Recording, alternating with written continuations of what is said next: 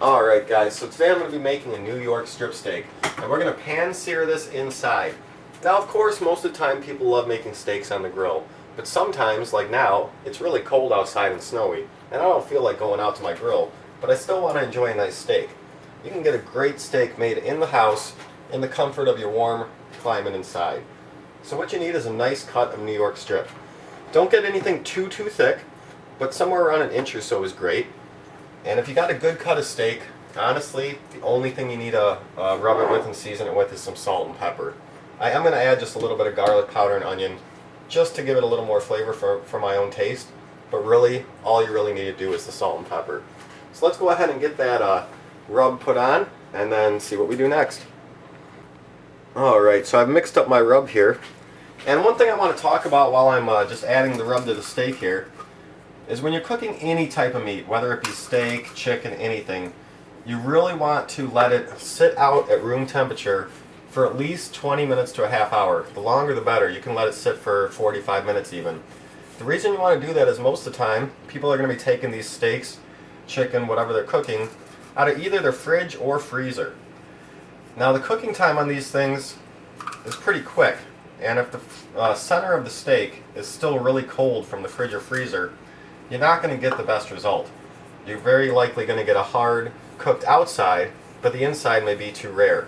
So whenever you're cooking any type of meat, I really suggest you let it sit out on the counter, let it get up to room temperature throughout before you start cooking it. So that's exactly what I'm going to do. I pretty much just took this out of the fridge before we started this video. So I've gone ahead and seasoned it. Now I'm going to let it just go ahead and sit for about 20 minutes and let it fully get to room temperature, and then we'll come back for the next step. Alright guys, now we're ready to cook. It's been a little while. I've let my meat heat up to room temperature. We're going to need a pan that's preheated. I've had this heating for a few minutes. You want to start with a very hot pan. You also want to use a cover. I'm going to, because I like my steak between medium and well done. I don't like it well, I don't like it too red either. Just kind of between medium and well for this type of steak. So I'm going to go ahead and cover it. My cover is not made for this pan, so it's going to fit inside, but it'll work. But if you want a rare steak, you don't have to cover it, because it's going to cook more when covered. So now that we got our hot pan, we're just going to throw in some olive oil. This is up to you. Some people use olive oil while searing and cooking, some people don't. I do.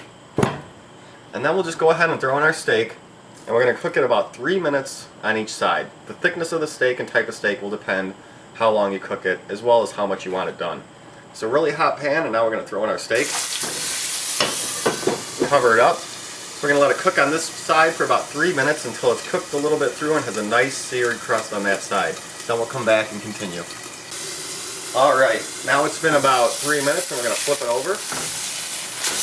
Nice and seared, but perfect. I'll show it to you at the end here when we're done. So I'm going to let it cook 3 more minutes, and then we'll take it out and take a look. Alright guys, we've cooked it about 3 minutes now on both sides. I'm going to take off my lid here.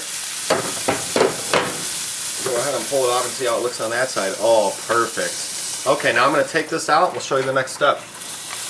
Alright, now our steak is almost done, but not quite. I'm going to do one last thing, and that's rest the meat while it's still pretty hot off the oven. Take it and wrap it up in aluminum foil there.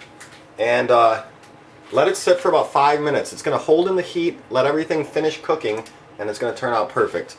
So we'll be back in a second to cut it up and show you how it turned out. Alright, so here we are a couple minutes later, and it looks just perfect. Juices are coming out of it there. Just really amazing looking. Let's go ahead and cut it open and just see how the inside looks. With how long I cooked it, it should be around medium, maybe a little bit more.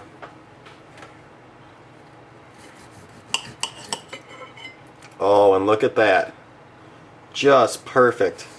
Not red and gooey, but just a nice pink center there. Nice and juicy. So that's how you make a perfect pan-seared steak at home.